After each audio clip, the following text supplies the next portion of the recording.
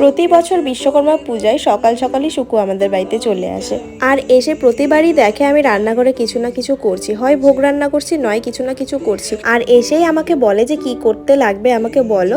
আর আমি বলি যে কিছু করতে হবে না, তারপরেও ও কথা শোনে না। তারপরে হালকা পাতলা যেগুলো কাজ হয় আমি একটু বলি আর ও করার চেষ্টা করে। যাই বলো, এটুকু যে ও করার চেষ্টা করে বা আমার হাতে হাতে করে দেয়, এটাই কিন্তু অনেক ভাগ্যের ব্যাপার বলো। আমাদের ভোগের পায়েস রান্না হয়ে গেলে তারপরে আমি বসিয়ে দিয়েছিলাম খিচুড়ি।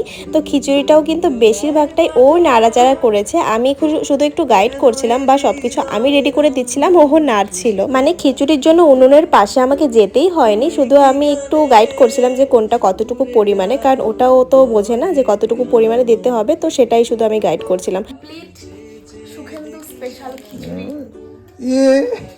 তুমি কিন্তু বানাইছো খিচুড়িটা, আমি জাস্ট একটু জোগাড় করে দিছি, বেশিরভাগটা তো তুমিই করছো। খিচুড়ি কিন্তু কমপ্লিট হয়ে গেছে আর